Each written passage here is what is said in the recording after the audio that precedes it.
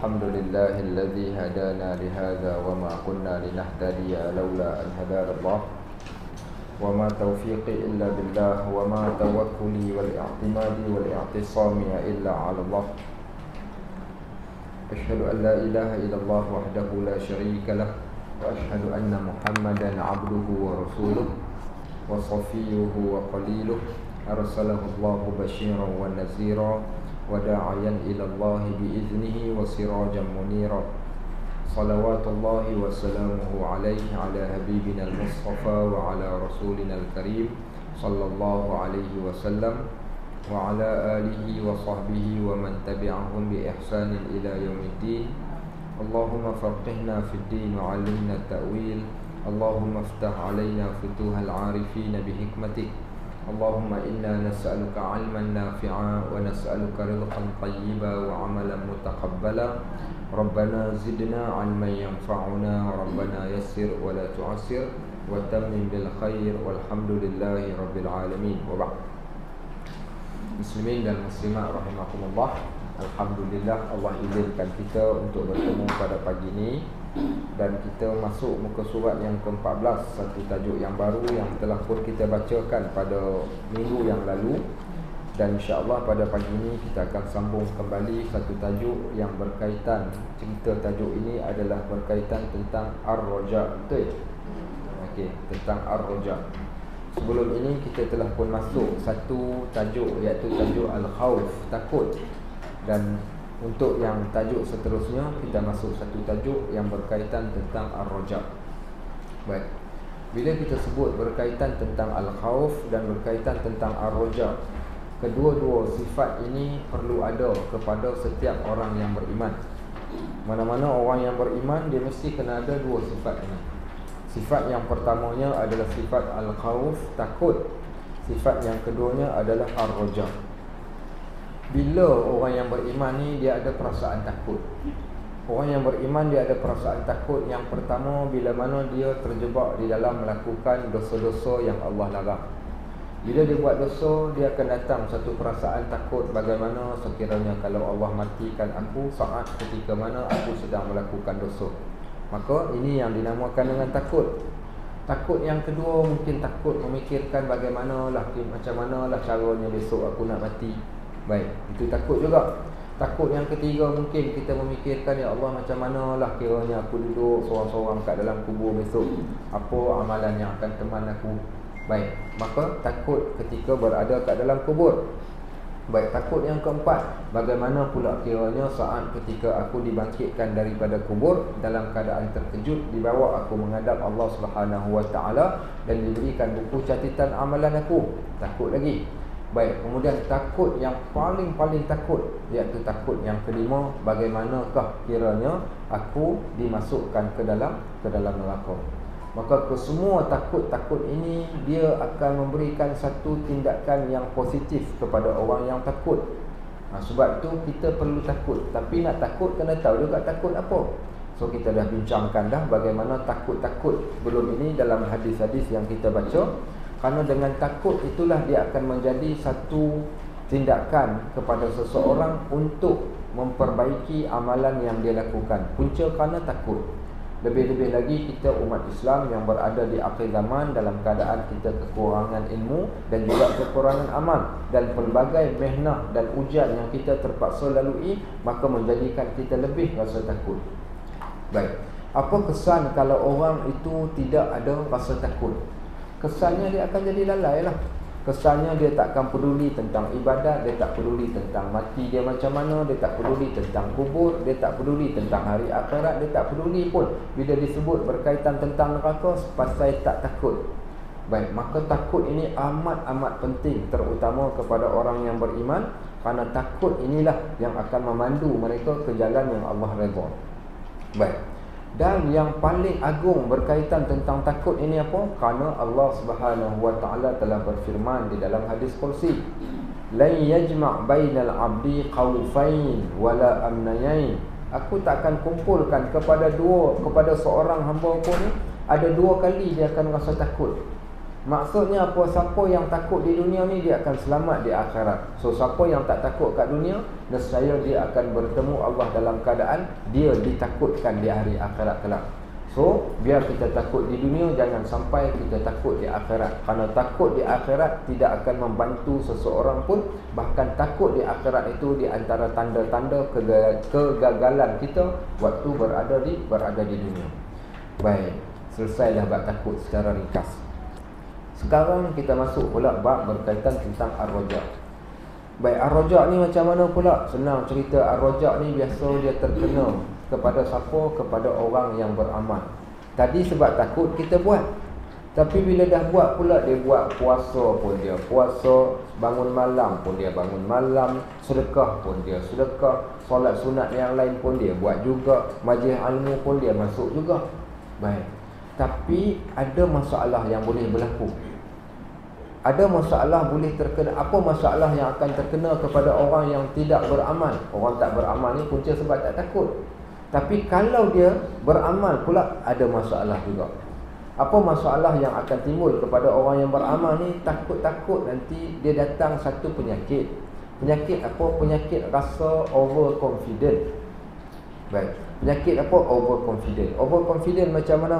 Alhamdulillah Ustaz, setakat semenjak saya dah kenal rumah ngaji ni, saya ni kira solat ibadat sunat ni jarang sangat tinggal ni.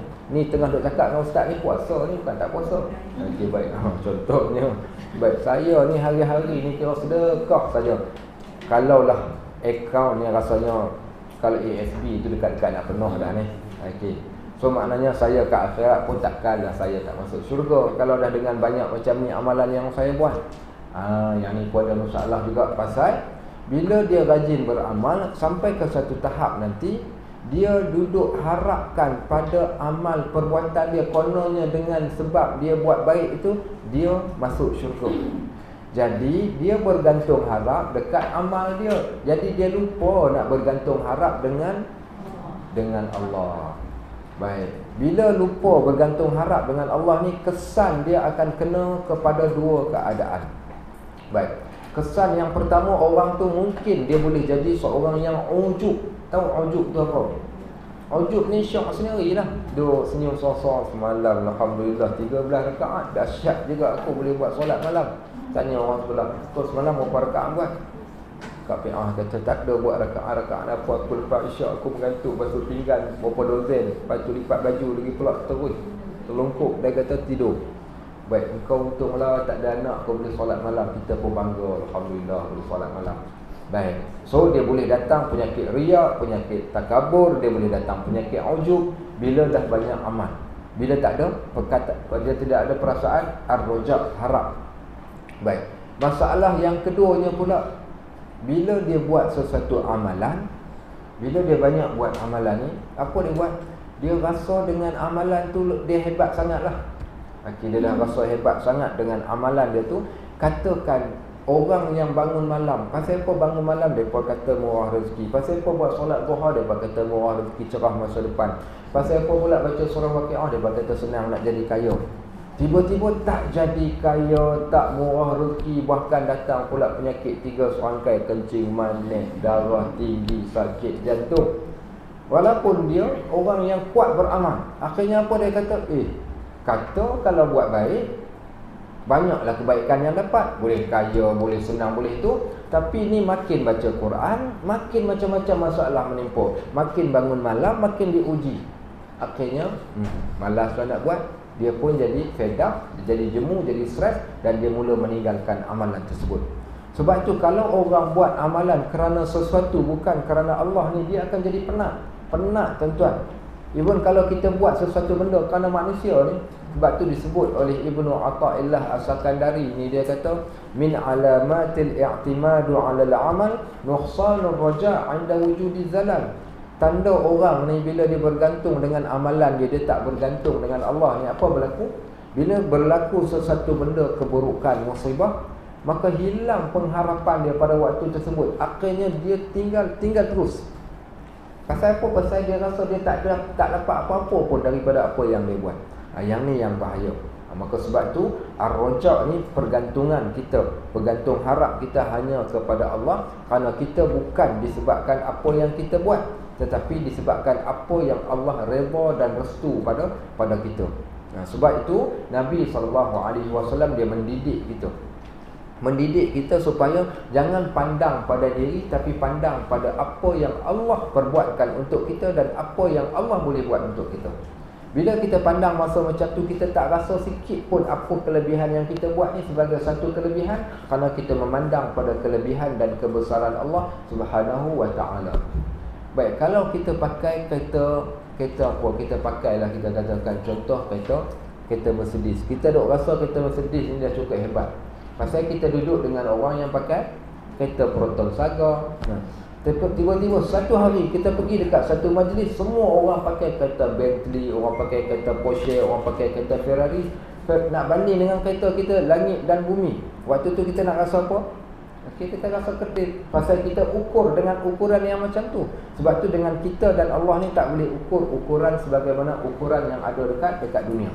Begitu juga dengan amalan akhirat. Amalan akhirat ni kalau tuan-tuan pakai matematik dunia, nescaya kita akan rasa kita hebat sangat. Tapi kalau kita pakai matematik akhirat, nescaya kita akan rasa tak ada apa pun yang kita perbuatkan. Maka disebabkan itulah kita nak memperbetulkan balik beberapa persepsi kita berkaitan tentang Allah Subhanahu wa ta'ala, supaya setiap orang bila dia beramal ni, dia tak pandang pada diri dia, tetapi dia pandang pada Allah Subhanahu wa ta'ala. Sebab tu Nabi SAW dia mengajarkan kepada kita satu doa yang baginda menjadikan sebagai sebutan dia. Apa kata Nabi SAW? Allahumma lakal hamdu hatta tarda, walakal hamdu idza radit, walakal hamdu ba'da ridha. Ya Allah, bagi engkau lah segala pujian hatta tarda, sampailah engkau redha dekat kami. Kami akan sentiasa puji engkau, kami akan sentiasa beribadat kepada engkau sampai engkau redha. Walakal hamdu idza radit, dan bagi engkau juga puji-pujian, bagi engkau juga kami akan tetap beribadat apabila engkau redha. Apabila engkau dah redha pun kami tetap beribadat. Walakal hamdu ba'da ridha, dan bagi engkau juga pujian selepas engkau redha. Maka tak kira bagaimana keadaan kami tetap akan beribadat dan tetap akan memuji-Mu ya Allah. Baik, maka kita katakan di sini khauf dengan ar-raja' ni, kedua-dua ni adalah benda yang amat penting kepada seseorang yang beramal. Tanpa khauf kita takkan buat, dan tanpa raja' tak ke mana pun amalan yang kita lakukan. Sebab itu Umar Al-Khattab radhiyallahu anhu, Umar ni dia terjemahkan al-khauf dan ar-raja', takut dan harap ini pada satu keadaan yang dia andaikan. Orang tanya kepada Umar, apa pandangan engkau tentang al-khauf, takut, dan apa pandangan engkau tentang ar-raja', harap?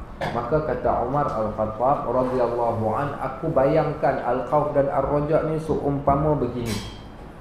Lau nada munadin yaumal qiyamah, kalaulah ketika kita saat sampai di hari akhirat kelak, nada munadin, tiba-tiba terdapat ada satu panggilan yang panggil kita di hari akhirat kelak. Panggil apa?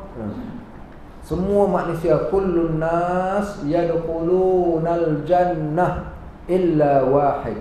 Semua manusia masuk ke dalam syurga melainkan seorang saja. Seorang saja yang akan dimasukkan ke dalam neraka. Baik, sekarang pada situasi ini nak takut ke nak harap? Okey, kita ulang balik.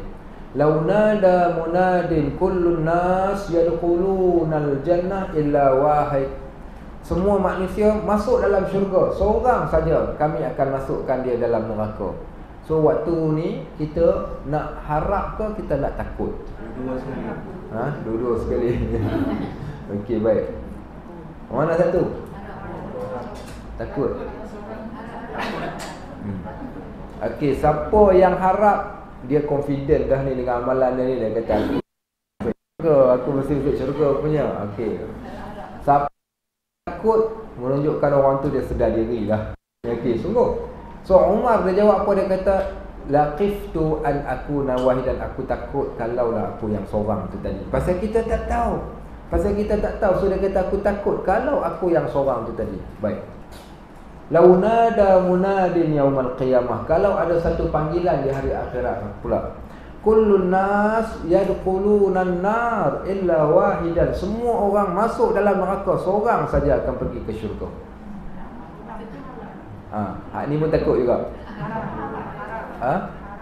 Okey, takutnya kalau aku masuk dalam tu. Okey, baik. Maka kata Umar, kalau situasi yang macam ni, aku harap akulah orang yang seorang tersebut. Akulah orang yang seorang tersebut. Itu nisbah dia. So, apa pengajaran daripada kata-kata Umar Al-Khattab ini? Maka takut dan harap ini dia berjalan seiring. Betul lah tadi kata dua-dua kita perlukan. Memang kita perlukan dua-dua. So, dia berjalan seiring seumpama sayap. Dan begitulah satu terjemahan yang lain yang saya rasakan, saya amat tertarik dengan terjemahan ni. Definisi ni iaitu, dia kata apa? Dia kata takut dan harap ini seumpama air dan makan. Air dan makanan. Baik. Takut dan harap ini seumpama air dan makanan. Air dan makanan. So orang yang dahaga dia perlukan air, orang yang lapar dia perlukan makanan. Perasan tak, ada ketika kita perlukan takut dan ada ketika kita perlukan harap. Dan dia berada pada situasi yang berbeza berdasarkan kepada siapa kita. Katakan saya orang yang banyak melakukan dosa, saya kena takut banyak sebab saya buat dosa. Katakan saya orang yang alhamdulillah Allah jadikan saya ni orang yang senang untuk beramal. Pada waktu tersebut saya kena mengharapkan banyak pada Allah. Sekarang saya baca Al-Quran, selesai daripada baca Al-Quran, nak takut ke nak harap? Haraplah, ya Allah, aku baca Quran sedikit sangat aku baca, ya Allah, mudah-mudahan kau terimalah amalan aku. Kita bangun di tengah malam buat 2 rakaat solat, ya Allah, mudah-mudahan dengan solat aku ni engkau terima, kita harap. Baik, tiba-tiba kita tertinggal, tak sempat nak pergi ke solat subuh berjemaah, ya Allah, hari ni aku tak, dia dah mula kat solat.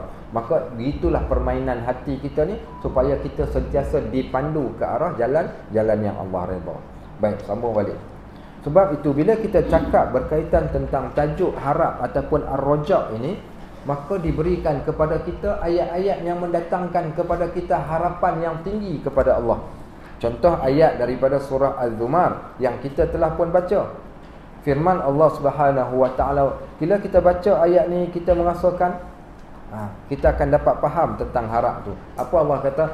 Qul ya ibadiyalladzina asrafu ala anfusihim la taqnatu min rahmatillah. Kat situ pun dah cukup dah, ya Allah. Allah pesan dekat Nabi SAW, wahai Muhammad, pergi sampaikanlah kepada kalangan hamba-hambaku ni. Lembutnya cara Allah panggil, ya ibadi, wahai hambaku, allazina asrafu ala anfusihim, yang telah melampau batas terhadap diri mereka, iaitu buat dosa, perbuatan maksiat. La taqnatu min rahmatillah, jangan putus harap dengan Allah. Walaupun kamu buat dosa sekalipun, jangan putus harap daripada Allah. Nak gambarkan apa, bagaimana baiknya Allah ni, mak kita kata kat kita ni, mak aku ni, mak engkau ni. Kau buat dosa banyak mana sekalipun pasal aku, mak engkau, aku ampunkan dosa engkau. Apa kau ingat kau tak ada buat salah? Kau ada buat salah. Tapi pasal engkau anak aku ni mak engkau, aku tak pedulilah, ya Allah. Aku ampunkan dosa anak aku. Walaupun berapa banyak perbuatan anak ni yang menyakiti mak bapak dia, tapi mak bapak ampunkan. Pasal apa? Pasal rahmah tu tadi, sifat kasihan belas yang ada pada manusia. Baik, waktu tuan-tuan baca doa, di antara perkataan yang paling sensitif. Tak tahulah kalau orang lain, kalau saya di antara, kalau orang tanya waktu baca doa ni, apa doa part yang paling sensitif sekali? Yang paling sensitif bagi saya adalah saat ketika kita menyebut perkataan ya arhamar rahimin. Apa dia makna perkataan ya arhamar rahimin? Ya Allah yang maha pengasih daripada mana-mana makhluk yang paling pengasih. Okey, nak cerita macam mana pengasihnya Allah kepada kita ni, yang kita nak bergantung harap dekat kasih sayang Allah ni kat mana ni? Satu kisah pernah berlaku di zaman Nabi SAW. Kisah mana? Kisah ini berlaku ketika peperangan Hunain. Okey, satu peperangan berlaku ni, peperangan apa? Peperangan Hunain. Okey. Peperangan Hunain ni berlaku selepas daripada pembukaan peta Mekah. Kemudian berlakulah peperangan, tentera Islam menang. Bila tentera Islam menang, maka dikumpulkan barang-barang rampasan perang, orang tawanan dikumpulkan di satu tempat. Jadi orang duk sibuk-sibuk, ramai-ramai ni dikumpulkan tawanan perang di satu tempat ni. Tiba-tiba ada seorang perempuan sedang berjalan sambil memegang susu dia. Maksudnya memegang dia duk cari anak dia, baby yang dalam keadaan tengah boleh merangkak ni, hilang di celah-celah orang ramai ni. Jadi dia duk pegang susu dia yang dah tumpah. Kalau siapa yang pernah jadi ibu, dia tahulah ada waktu tiba-tiba susu kita ni dah terlalu penuh. Pasal waktu tu kita tahu baby kita dah kena menyusu, sampai waktu untuk dia menyusu. Baby dia ni hilang. Jadi baby dia hilang sambil dia duk pegang susu dia ni yang dah meleleh dah. Pada waktu tersebut dia duk cari kat celah-celah kaki orang ni, mana anak aku, mana anak aku, mana anak aku ni. Pada waktu tersebut dia jumpa anak dia di celah-celah kaki orang, dipeluknya anaknya, dicium anak dia, kemudian dia pun susukan anak. Ibu-ibu yang pernah menyusukan anak ni boleh ingat dulu-dulu macam mana kita ada baby. Waktu tengah susukan anak kita ni, tengah duk susu elok, sambil tengah susu duk gosok kepala dia, kita duk tengok mata anak kita, tiba-tiba ngap dia gigit. Okey, baik. Apa kita buat? Kita tampar dia kelepak, tampar kau gigit. Buat apa awang? Aku bagi kau minum, kau pergi gigit. Gigit sampai dekat nak putus. Maknanya lepas tu bagi susu balik tak? Bagi lagi, walaupun dah dekat nak putus dah pun, bos selotip sambung balik. Tak ada lah bos selotip, tapi nak ceritakan penyayangnya ibu ni, walaupun kena gigit, tak pernah lah lepas kena gigit dia kata serik dah, aku tak mau dah bagi susu. Kan kau pergi dah cari mak lain pergi menyusu. Tak, masih lagi menyusu. Baik, bila Nabi SAW tengok suasana yang macam tu, dia tanya para sahabat. Apa dia tanya? Wahai, dia kata sahabatku sekalian, korang nampak apa yang aku nampak? Orang kata nampak. Apa pandangan kalian tentang ibu tu tadi? Adakah ibu tu dia akan campakkan anak dia, dia akan biarkan anak dia begitu saja? Kata sahabat, tak ya Rasulullah, kami tengok ibu ni memang ibu yang penyayang. Anak dia hilang, dia pergi cari anak dia, selepas jumpa. Maknanya waktu menyusu tak payah. Kalau kita dah anak kita tak datang, tak apalah. Tapi waktu menyusu dia sendiri pergi dekat anak dia, kejutkan anak, letakkan dekat tetek. Kata sebab apa? Nak menyusu anak dia tu, sebab dia tahu waktu dia. So kata sahabat, dia adalah ibu yang penyayang. Kemudian Nabi SAW sebut kepada para sahabat. Apa kata Nabi SAW? Wallahi, demi Allah, Allahu arhamar rahimin. Sesungguhnya Allah lebih pengasih lagi daripada mana-mana orang yang pengasih. Walaupun seorang ibu yang kasihkan kepada anak, pengasih lagi Allah pada kita. So dengan pengasih Allah inilah, dengan rahmat Allah inilah yang kita bergantung harap ni. Baik, kita lalai tak? Kita lalai. Kita buat dosa tak? Kita buat dosa. Tapi sebab Allah dia melebarkan rahmati, ayat selepas tu ayat surah Zukhruf ayat 156 tu. Wa rahmati wasi'at kulla syai'. Rahmat aku ni meliputi segala-galanya. Maka dengan rahmat engkau yang meliputi segala-galanya, termasuk kami para pendosa ini ya Allah, kami pohon rahmatmu tu tadi, dan kami bergantung harap dengan rahmatmu dalam keadaan kami sedia maklum akan kesilapan dan akan kekurangan yang terdapat pada diri kami tadi. Okey, baik, itulah maksudnya. Tapi bukan hanya boleh bergantung harap tanpa buat apa-apa. Sebab tu at least kita kena apa? Kena tunjukkan performance kita. Tunjuk performance. Mungkin kita tak mencapai dia punya, kita katakan KPI dia. Walau bagaimanapun kita cuba dan ada effort yang kita telah buat untuk nak membuktikan kami buat, tapi ini saja yang boleh. Dah cuba dah macam-macam cara, ini saja yang kadar yang kami mampu buat. Kemudian kita bergantung harap pada Allah. Tapi kalau tak ada buat apa-apa, Allah kan Arhamar Rahimin, Allah kan Ar-Rahman Ar-Rahim. Tak kala Allah nak masuk kita kat dalam neraka kan, ustaz kan? Okey. Engkau semayang pun tak, puasa pun tak. Kalau orang yang cakap macam tu, kita nak kata apa? Orang tu orang panggil angan-angan mak jenin. Okey, angan-angan mak jenin. Sebab tu disebut, kata Imam Syafi'i, tarjum najata wa lam tasluk masalikaha, inna safinata la tajri 'alal yabasi.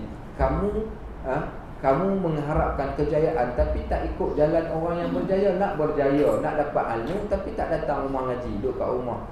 Nak belajar tak? Nak belajar. Dah pergi belum? Daftar kat rumah ngaji? Belum lagi. Bila nak daftar, tengoklah tahun depan ke 2 tahun lagi ke. Maknanya sebab tu dia katakan siapa yang nak berjaya kena ikutlah jalannya. Baik. So kita hari ni kita dah buat apa yang kadar kita mampu buat. Kita datang kat rumah mengaji, kita belajar Quran, kita baca Quran, kita buat itu, kita buat ini. Maka yang lainnya kita serahkan pada Allah. Ini sahaja yang kami boleh buat. So tunjukkan effort kita, kesungguhan kita di dalam melakukan sesuatu. Maka baki yang lain kita serahkan pada Allah. Itulah maksud ar-raja yang kita ceritakan. Baik. Minggu lepas saya sebut ada 5 ayat, bukan 5 ayat saja, bahkan 6 ayat daripada surah An-Nisa. Kata Ibnu Mas'ud, 6 ayat ini 6 ayat yang menjadikan aku rasa secure, aku rasa tenang sangat-sangat. Dan dengan ayat inilah aku bergantung harap. Ada 6 ayat daripada surah An-Nisa. Dengan ayat ni yang menyebabkan aku rasa tenang dan lapang jiwa aku. Aku tak risau pun pada apa-apa kesusahan dunia ni dengan 6 ayat ni. Dan aku tak risaukan tentang hari akhirat ni dengan 6 ayat ni. 6 ayat apa? Okay, jom kita tengok. Siapa yang ada Al-Quran dia boleh check. Daripada handphone dia tu, dia boleh check surah An-Nisa ayat yang ke-31. Baik, kita tengok surah An-Nisa ayat 31. Jom kita tengok. Okay, kita tengok dulu, kita tengok sama-sama. Tengok sama-sama supaya kita dapat faham apa maksud ar-raja' ni dan bagaimana kita nak menzahirkan, kita nak memupuk perasaan ar-raja' ni saat ketika kita berkomunikasi dengan Allah di dalam Al-Quran. Pi muka surat yang ke-83 daripada Al-Quran, iaitu pada ayat yang ke-31 daripada surah An-Nisa. Okey, baik. Apa dia ayat ni? Allah Subhanahu wa taala telah berfirman, in tajtanibu kaba'ira ma tunhauna anhu nukaffir ankum sayyi'atikum wa nudkhilkum mudkhalan karima. Jumpa ayat 31. Siapa tak jumpa pendek umur, cari mana jumpa. Okey, baik. Ayat 31, in tajtanibu kaba'ira ma tunhaun. Okey, saya bacakan terjemahan dia. Kalau kamu menjauhi dosa-dosa besar di antara dosa-dosa yang dilarang kamu buat. Ada kita di antara kita yang minum arak? Tak ada, ustaz. Jangan kata minum arak, Coca-Cola pun dah tak minum dah sekarang ni.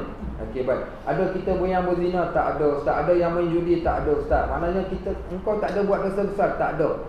Tak ada, insya-Allah kita yakin ni, kita yang belajar baru bertatih ni, saya kira tak ada benda yang kita tak mau buat, sungguh-sungguh tak mau buat ni dosa besar. Apa-apa dosa besar pun kita tak mau buat. Baik, bila kita tak tinggalkan dosa besar, apa kata Allah? Nukaffir ankum sayyi'atikum. Bila kamu menjauhi diri kamu daripada semua dosa besar yang kami larang ni, nescaya kami akan ampunkan kesalahan-kesalahan kamu. Baik. Siapa yang tak buat dosa besar, dosa-dosa dia yang lain Allah akan ampunkan. Wa nudkhilkum mudkhalan karima, dan kami akan masukkan dia ke tempat mulia, iaitu syurga. Nampak? Rasa selamat tak bila kita baca ayat ni? Allah rasa tenangnya, ya Allah, aku tak ada buat dosa besar, ya Allah, dan tak mau, tak teringin pun lalu ke tepi Magnum 4 digit ludah pun. Okey, baik, tak mau memang. Okey, baik. Tengok orang berzina, orang buat apa, kita tengok, kita jadi serabut, tak mau, ya Allah, minta jauhkan, peliharalah keturunan aku dari semua benda-benda dosa besar ni, kita tak mau buat. Dosa besar ni kita katakan dia disenaraikan. Okey, contohnya apa namanya, derhaka ibu bapa, syirik pada Allah. Okey, semua benda tu kita tak buat. Okey, kita tak buat, so kita dapat satu kelepasan, jaminan daripada Allah. Allah akan ampunkan dosa-dosa yang lain, dan Allah masukkan dalam syurga. Baik, Rasul selamat tak? Rasul selamat. Okey, tengok pula ayat 40. Okey, pergi pula pada ayat yang ke-40. Jom kita tengok. Innallaha la yadhlimu mithqala dzarratin wa in taku hasanatan yudha'ifha wa yu'ti min ladunhu ajran 'azima. Baik, apa kata Allah ayat 40? Sesungguhnya Allah takkan buat zalim pada seseorang walaupun sebesar zarah. Ya Allah, Allah takkan zalim dekat kita. Kita mungkin buat zalim dekat orang, tapi Allah mustahil dia akan melakukan kezaliman walaupun sebesar zarah. Dan jika ada kebaikan sekecil zarah sekalipun, nescaya Allah akan melipat gandakannya dan memberikan pahala yang besar di sisinya. Takkanlah sampai kita ni sampai tak ada buat langsung kebajikan kat dunia ni. Tak ada langsung ke kebajikan ni orang ngaji ni. Hampa tak ada langsung ke buat baik. Ustaz cakap semak sikit Ustaz. Okey, nak mai tadi dah berapa biji dah kalau saya sedekah kat orang. Okey, contohnya. So tak, kalau kita tak ada, Allah kata, kalau kamu buat jahat, kami takkan zalim dekat engkau. Maksudnya kami takkan menzalimi engkau. Baik, Allah takkan buat zalim, nak penanya kita nak masukkan tiba-tiba kita dimasukkan. Sebab ada orang kata kita ni tak tahu lagi masuk syurga masuk neraka ni. Mungkin nama kita dah ditulis dah sebagai ahli neraka. Kalau beramal macam mana sekalipun kalau Allah nak masukkan dalam neraka, ikut suka Allah lah. Kita pun balik termenung, ya Allah matilah aku. Macam mana ni? Begitu kalau dah kata Allah dah tentukan dah orang ni masuk syurga masuk neraka, habis aku yang beramal ni pakai tak dapat apa. Ayat ni penenang balik kita. Allah tak akan buat zalim. Allah tak akan buat zalim pada seseorang. Kalau buat baik sebesar zarah sekalipun, Allah akan besarkan jadi benda tersebut. Allah akan pandang benda yang kecil itu jadi besar di sisi Allah. Dan Allah akan berikan satu ganjaran yang amat besar. Kata Ibnu Mas'ud, aku baca ayat ni, ya Allah tenangnya aku. Mungkin ada orang dia tak mampu buat kebajikan yang banyak. Dia tengok orang tu buat masjid, dia tengok orang ni pula sedekah dengan jumlah yang banyak, dia tengok orang tu bangun malam, tapi dia tak mampu buat apa. Buat apa dia buat? Duduk kat depan rumah pegang tasbih. Subhanallah, subhanallah. Buat benda yang simple, bagi dia simple. Ataupun apa dia buat, tak ada apa nak buat, bagi makan kucing, bagi makan ayam. Tak pun tak ada apa nak buat, apa dia buat? Okey, dia mungkin sekadar mampu pergi ke masjid susulkan seorang ke. Dia kata Pak Haji ni tak belajar tinggi Ustaz, Pak Haji ni tak tahu apa. Mungkin ada orang yang kita akan jumpa jalan kepala sebab dia tak belajar, dia tak tahu apa-apa. Saya bagi satu contoh.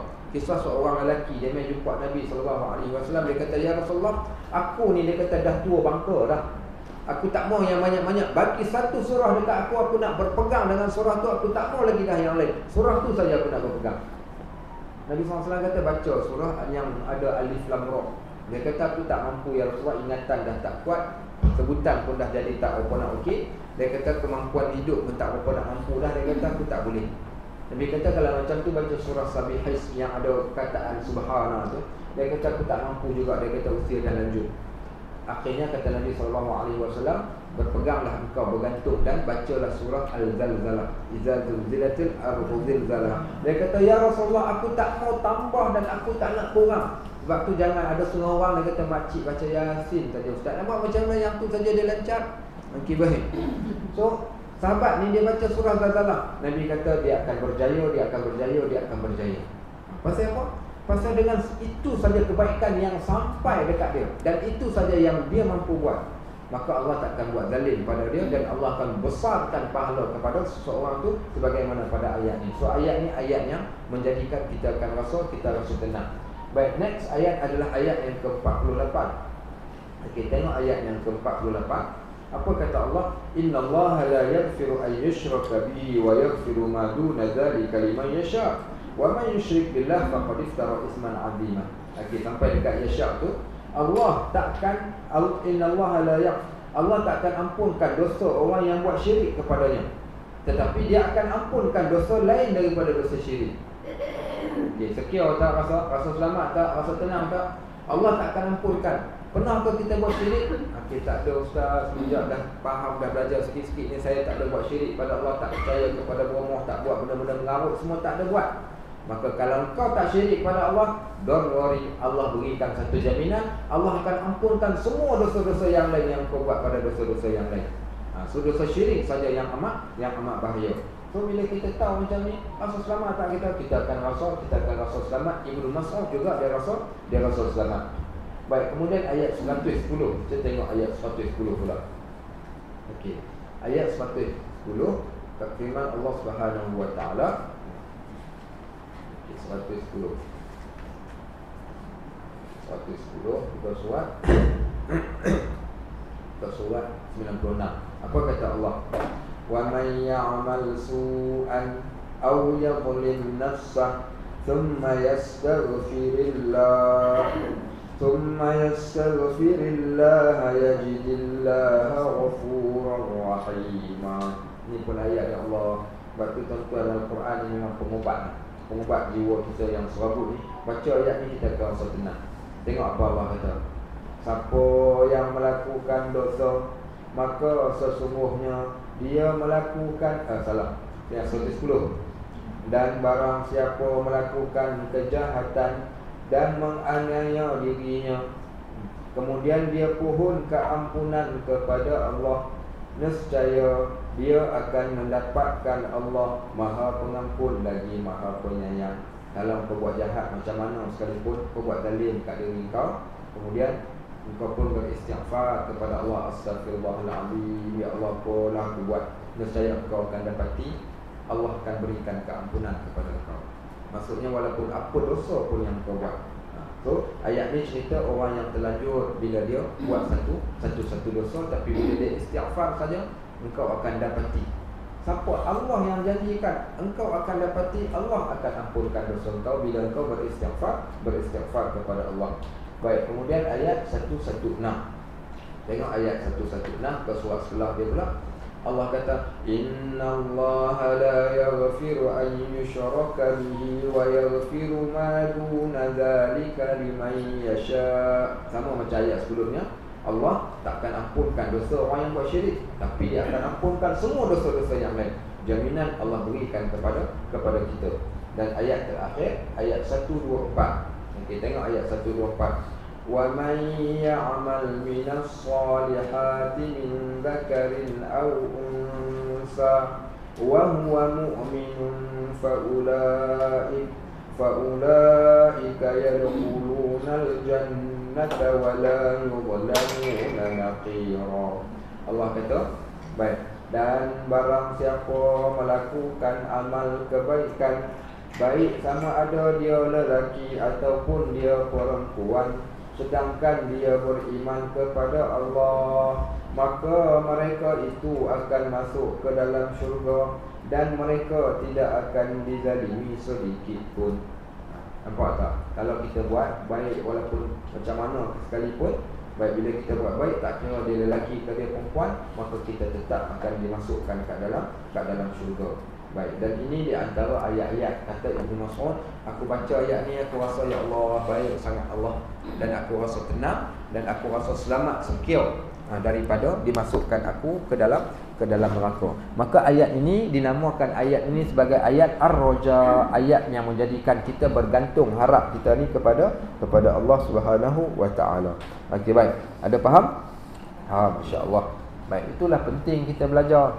Sebab tu saya, kalau ada orang tanya dekat saya, Ustaz, makcik ni pencen umur 60, pencen-pencen ni dah barulah dah nak datang belajar, boleh tak Ustaz bagilah satu contoh lah ilmu apa yang Ustaz, yang saya nak boleh belajar ni. Makcik nak pergi daftar, okay, baru sempat, baru nak start balik ni. Makcik memang cerita terang ni memang tak tahu apa langsung, nak mula balik daripada awal ni, baru nak mula kenal jalan akhirat. Baik, Ustaz boleh tak bagi cadangan subjek apa yang makcik boleh belajar? Oh, makcik nak belajar. Okey, tak apalah, saya cadangkan makcik masuk kelas Taranum dulu makcik. Okey, baik. Masuk kelas Taranum. Kelas Taranum. Masuk kelas Taranum apa cik? Oh, kalau dah gigi pun pakai poliden. Okey, baik. Sungguh kita katakan, sebab tu saya kata bukan nak katakan Taranum tu tak bagus Taranum. Tapi kalau tanya saya, umur kita terhad, masa kita terhad, kita tak tahu apa nak berlaku esok lusa. Kalau kita berusia 20 tahun lagi pun masih lagi tak selamat, ini kan yang dah berusia 60 lebih. Maka bagi saya, ilmu yang paling terbaik adalah ilmu yang menjadikan kita melebihkan rasa gerun dan takut pada Allah, dan juga rasa harap pada Allah Subhanahu wa taala. Carilah ilmu, mana-mana guru yang boleh menjadikan kita rasa tenang dengan akhirat. Tenang dengan akhirat. Baik, sebab tu saya kadang tak berapa berkenan kalau ada ustaz-ustaz yang ketika mengajar buat lawak yang melampau-lampau daripada awal kuliah sampai ke akhir kuliah, kita ketawa terbahak-bahak. Kalau kita seronok dengan cara belajar yang macam tu, kita ada masalah pada jiwa kita. Cukuplah hiburan yang kita telah pun lalui selama ni, maka untuk akhirat ni, tak kalah untuk akhirat pun kita nak ketawa juga. Ketakat lawak sikit-sikit sekali-sekala tu okeylah, macam garam dalam masakan lah, kena ada juga sebuah sikit, bukan? Baik. So sahabat-sahabat rahmatullah, jom kita baca hadis daripada Imam Bukhari daripada Ubadah bin As-Samit radhiyallahu an. Ubadah bin As-Samit ni salah seorang sahabat yang hebat. Baik, dia kata, qala Rasulullah sallallahu alaihi wasallam, telah bersabda Nabi sallallahu alaihi wasallam, man syahida an la ilaha illallah wahdah la syarika lah wa anna Muhammadan abduhu wa rasuluh wa anna Isa abdullah wa rasuluh wa kalimatuhu alqaha ila Maryam wa ruhum min wal jannatu haq wan naru haq adkhalahu Allahul jannah ala ma kana minal amal. Ini lebih kurang ayat-ayat yang kita baca tadi lah. Nabi SAW berikan satu pengharapan kepada para sahabat. Dia kata siapa yang bersaksi, maksud bersaksi ni dia berpegang sungguh-sungguh ni, tak ada siapa pun boleh pergi goncang hati dia ni dengan apa yang dia pegang dan apa yang dia percaya ni. Siapa yang percaya tiada Tuhan yang disembah, yang berhak disembah, yang berhak kami patuh dan taat melainkan Allah saja. Tak ada dah lagi dah yang lain. Dan tidak ada sekutu bagi Allah Subhanahu wa taala. Wa anna Muhammadan abduhu wa rasuluh, dan Nabi kita Muhammad sallallahu alaihi wasallam ni adalah pesuruhnya, dan Nabi Isa adalah hamba Allah, bukan Tuhan. Sebagaimana dakwaan orang Kristian, dia katakan anak Tuhan. Tak, Isa tu adalah hamba Allah. Wa rasuluh, juga rasul macam Nabi sallallahu alaihi wasallam. Wa kalimatuhu alqaha ila Maryam, dan juga kalimah-kalimah yang diturunkan Allah disampaikan kepada Maryam, itu semua juga Maryam ni hanyalah orang yang disampaikan sahaja. Wa ruhum minhu, dan juga roh daripadanya Allah yang tiupkan, masukkan roh ke dalam perut Maryam tu tadi sehingga melahirkan Isa. Maka Isa tu bukan Allah, bukan Tuhan. Maryam juga bukan ibu tu anak Tuhan, isteri Tuhan ke? Bukan. Wal jannatu haq, dia juga mempersaksikan yang syurga itu adalah benar, dan neraka itu wan naru haq, neraka itu benar. Adkhalahu Allahul jannah, nescaya pasti Allah akan masukkan dia ke dalam syurga. Masukkan dia ke dalam syurga ala ma kana minal amal, berdasarkan amalan yang telah dikerjakannya. Okey, dalam hadis ni ada dua benda. Yang pertama, i'tiqad betul, kemudiannya pula dia buat amal, dia beramal. Bila i'tiqad dia betul dan dia pun beramal dengan apa sahaja amalan yang dia buat, apa sahaja yang dia boleh buat. Baik, hak boleh solat malam, tapi solat fardu jangan tinggal. Hak boleh puasa sunat, tapi puasa fardu jangan tinggal. Hak boleh pergi umrah ke, bersedekah ke, buatlah yang lain, tapi zakat jangan tak bayar. Okey, baik. Maksudnya yang wajib dia settlekan, kemudian dia tambah dengan amalan-amalan sekadar apa yang dia mampu buat. Akidah dia betul, maka Nabi SAW jamin orang ni confirm masuk syurga. Okey. Ni jaminan ni yang Nabi SAW bagi dekat kita tentang seorang yang masuk syurga ni bila i'tiqad dia betul, kemudian dia buat amalan dia sekadar apa yang dia boleh buat. Apa saja yang kebaikan yang kita boleh buat, buatlah. Jangan duk rasa ralat. Kita dengar orang ni dia khatam Al-Quran sebulan sekali. Khatam Al-Quran sebulan sekali, makcik tak boleh-boleh lagi ni. Macam mana nak buat ni ustaz, nak bagi khatam? Relax makcik. Okey, relax. Okey, baik. Kita buat kadar yang kita mampu. Ada orang, saya ingat saya kesian kat dia. Dia ikut satu kuliah mula-mula dulu saya mengajar kuliah memperbetulkan bacaan Al-Quran. Dia ni baca memang teruk lah, sampai menyebabkan kawan-kawan yang ikut sekali ni rasa geram, dah tahu tak pandai baca, tak datang lah, pergilah baca. Ada makcik-makcik ni bukan main lagi. Saya pun tengok dia tunduk saja, tapi dia baca juga. Sampailah saya bagi tahu kat dia, saya kata tak apa, jangan buat pekak badak saja. Buat pekak badak saja, teruskan. Allah tahu apa yang ada kat dalam hati dia tu dan niat dia. Walaupun dia baca tak lancar sekalipun, tapi dia baca. Berbanding dengan orang yang lancar tapi akhirnya dia sombong, dia rasa dia hebat begitu, maka lebih baik lagi berbanding kita katakan orang yang baca tak lancar tu tadi. Maka berikan pengharapan pada manusia, jangan kita takutkan. Makcik dah bangun solat malam, tak bangun, habislah. Okey, baik. Jangan duk cakap macam tu. Setiap orang ni ada kemampuan yang dia buat, bukan? Baik, macam mak-mak kita dulu. Mak-mak kita tu sempat ke dia datang belajar rumah mengaji? Tak sempat, rumah ngaji pun tak kenal. Okey, baik. Habis tu apa amalan dia? Bukan ada amalan apa sangat pun. Apa dia amalan dia? Nak masak nasi tu pagi-pagi, masak nasi tengah hari tu. Okey, basuh beras tu Allahumma salli ala sayyidina Muhammad, Allahumma salli ala sayyidina Muhammad, Allah. Bila kita basuh beras tu, ketuk tangan kita dengan sudut selawat dulu 3 kali. Baca bismillah. Okey, baik. Sekali-sekala disebutlah zikir-zikir tu. Sambil-sambil dia buai anak dia tu nyanyilah lagu ala kacang ketot. Okey. Bilang. Baik, maksudnya apa-apa je lah zikir. Mak-mak kita lu waktu mana dia zikir? Waktu buai puai adik kita. Waktu tu je dia sempat zikir, sempat baca Quran. Kalau orang yang belajar, alhamdulillah, macam mak saya tu boleh baca Quran, selalulah kita tengok dia baca Quran. Tapi saya ingat saya ni Quran saja. Yang lain solat malam saya tak pasti solat malam, tapi dia bangun awal lah, wallahu alam. Tapi sekarang ialah, tapi dulu waktu zaman kita budak-budak dulu, mak dia orang tak, ilmu tu tak terang mana, tak ada siapa. Kalau tak ada orang cerita dekat dia, suami dia tak cerita dekat dia, mana kuliah ceramah, maka ada ceramah macam zaman hari ni. Orang duduk kampung dalam-dalam, tak ada siapa sambutan Maulidur Rasul. Hanya yang ada majlis makan-makan, jemputan sempena majlis-majlis tertentu, bukan? Itu saja amalan mereka.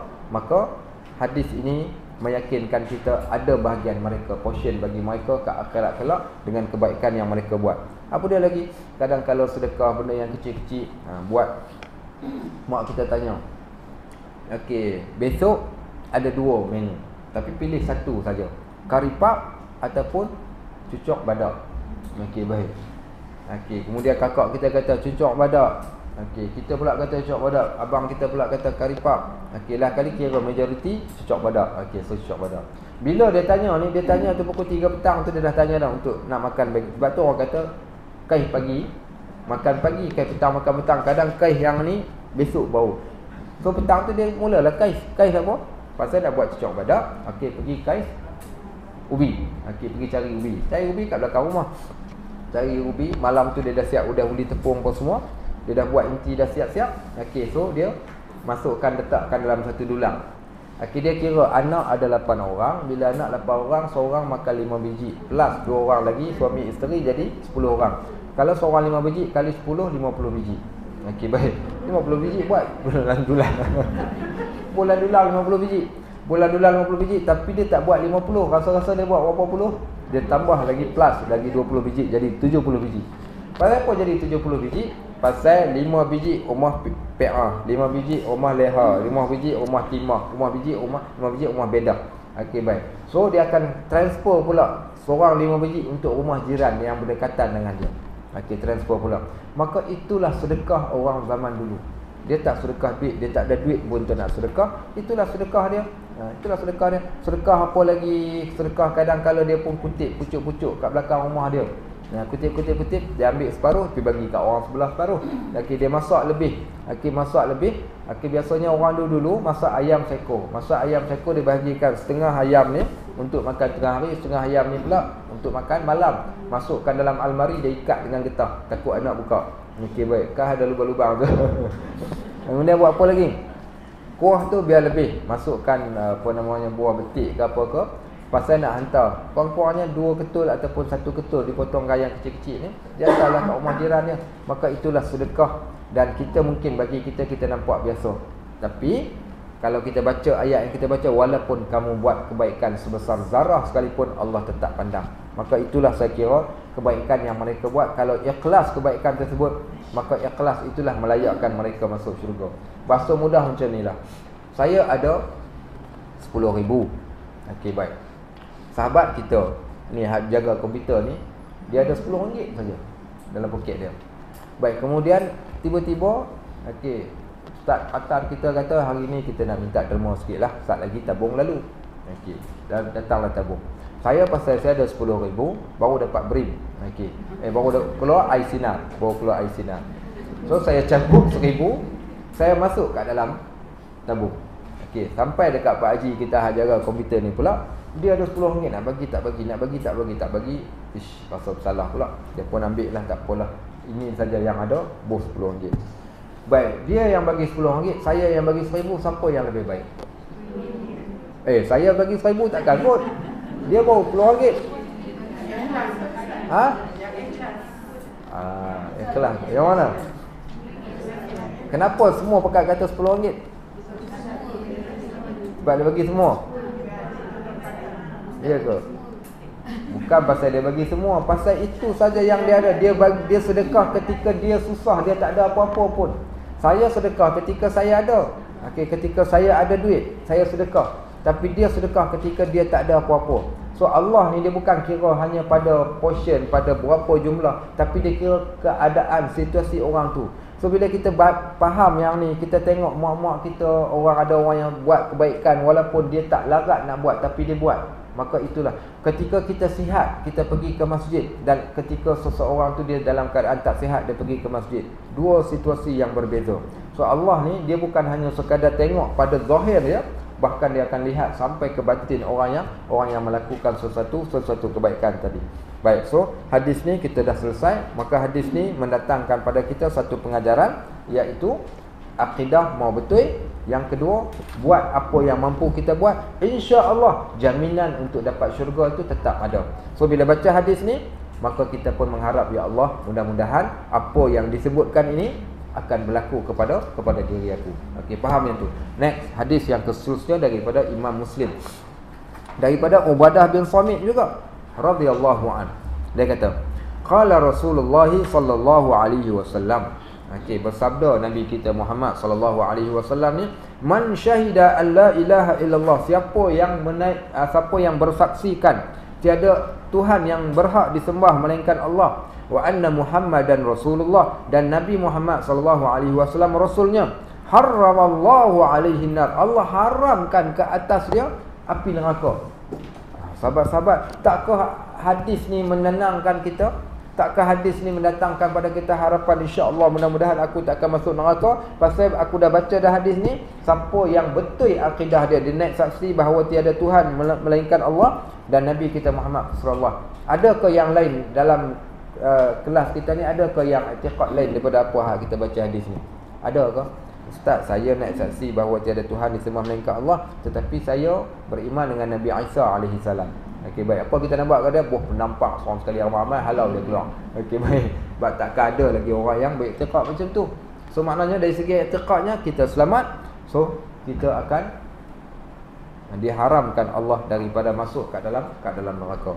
Baik. Hadis yang ke seterusnya, hadis ni hadis yang amat menarik. Hadis yang menarik ni insya-Allah kita tinggalkan untuk minggu yang akan datang. InsyaAllah kita akan baca pasal hadis ni menarik. Hadis ni ada satu kupasan dia yang khusus, maka saya tinggalkan.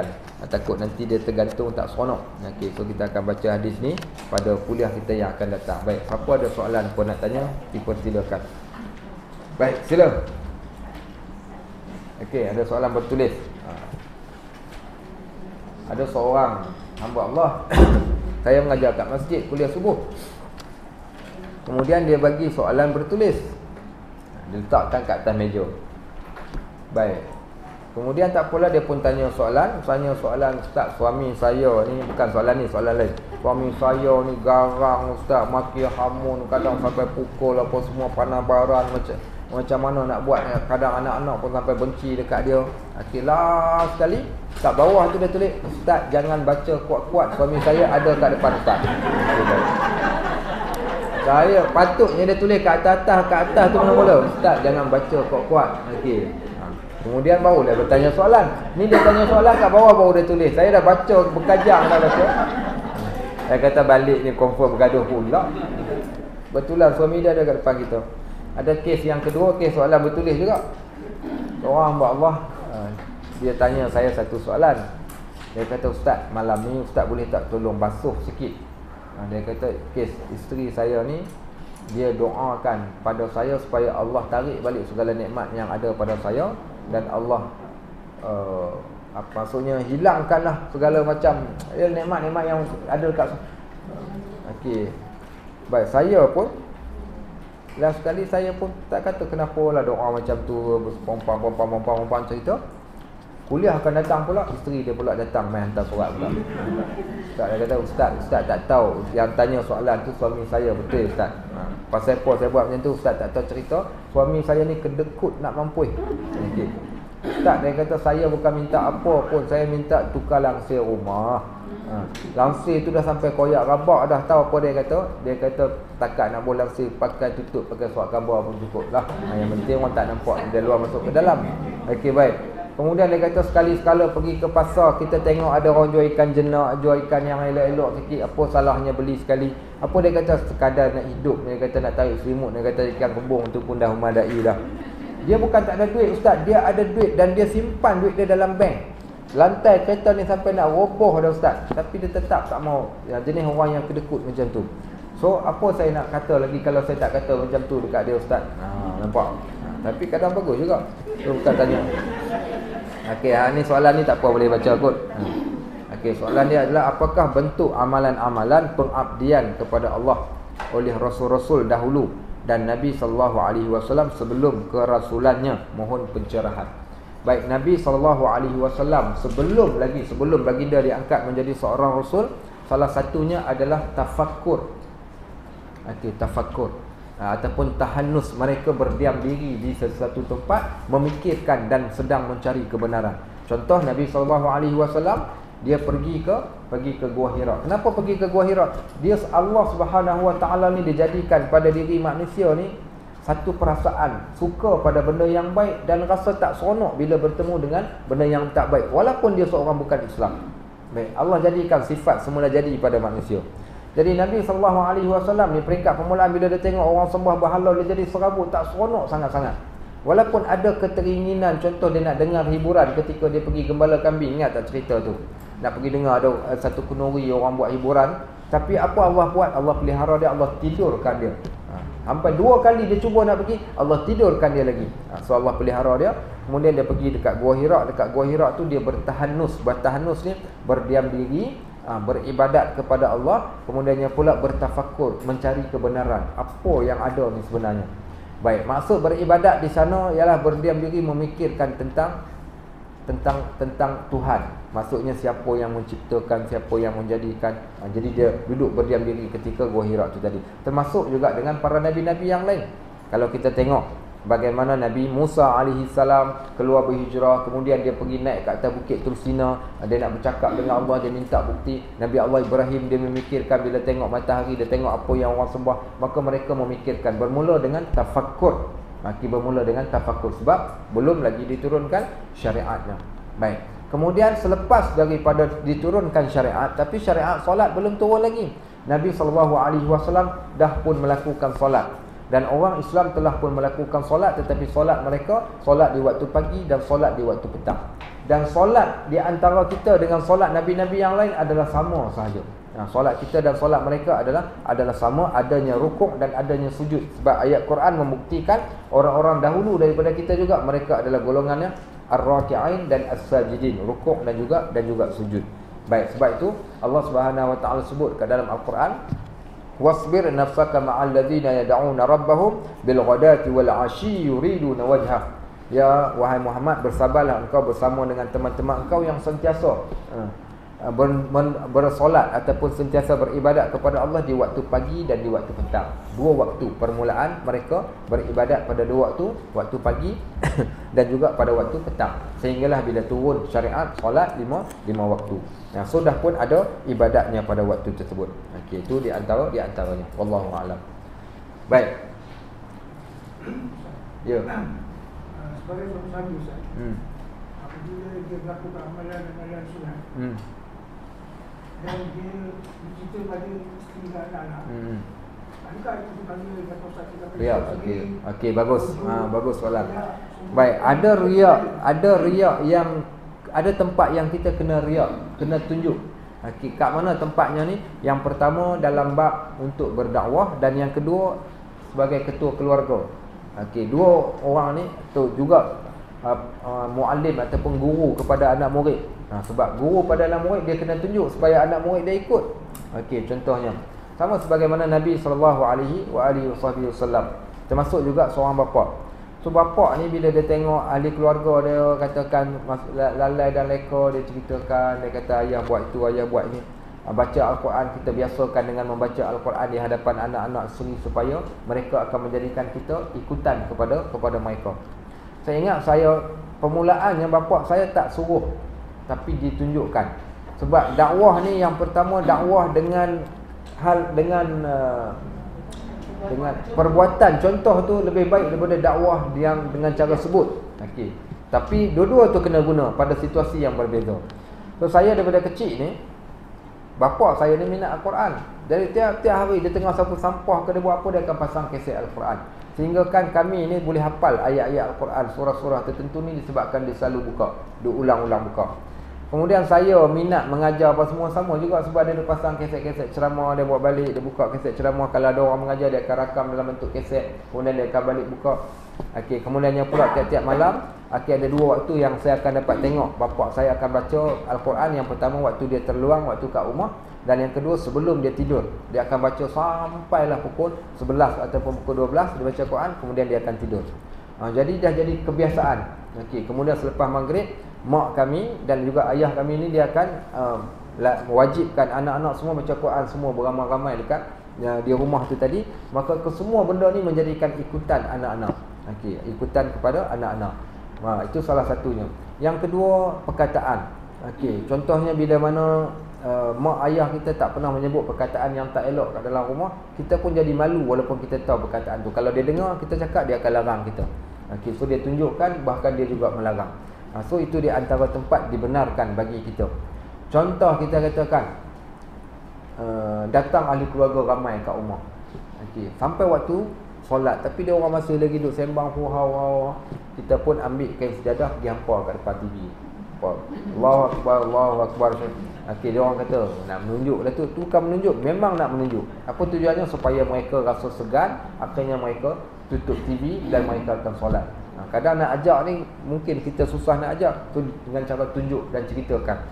Dibolehkan untuk keluarga, bahkan untuk suami kepada isteri, isteri kepada suami ataupun suami kepada anak-anak, maka tu patut ditunjukkan dan ditonjolkan supaya menjadi ikutan, tak dinamakan sebagai riya. Juga boleh ditunjukkan dalam keadaan yang lain. Contoh, saya dapat jiran saya dulu ni, di jiran dia tak sembahyang Jumaat. Tengok dia ni tak sembahyang Jumaat ni. Saya pergi macam tu, saya balik sembahyang Jumaat pun duduk macam tu juga. Sampailah satu hari saya kata, "Bang, jom pergi sembahyang Jumaat." Dia kata, "Tak apalah, kau pergi dulu, jadi aku ikut belakang lah." Balik tengok tak pergi juga. Kali seterusnya saya ajak lagi, dia kata nak pergi ambil isteri dia. Bila dah kali ke sampai ke satu tahap tu, sengaja kita ni time solat ni buka pintu, kan pintu sliding door dengan pintu rumah dia dekat-dekat. Nanti buka supaya dia rasa segan sebab tengok kita solat ke apa. Tak makan saman juga. Akhirnya saya buat apa? Saya tulis surat cinta, saya tulis surat balasan dan akibat orang yang meninggalkan solat. Okey, saya hantar kat dalam peti surat rumah dia selama 7 minggu berturut-turut. Okey. Tapi alhamdulillah lepas tu malu pula dia dan dia pergi. Tapi itulah on off lah maknanya. Tapi kadang-kala ada ibadat yang perlu ditunjukkan dan tidak dihukumkan riya. Okey, ada lagi yang lain? Baik. Wallahu a'lam bishawab. Subhanakallahumma wa bihamdik, asyhadu an la ilaha illa ant, astaghfiruka wa atubu ilaik. Wa sallallahu ala sayyidina Muhammad wa ala alihi wa sahbihi wasallam. Walhamdulillahi rabbil alamin. Allah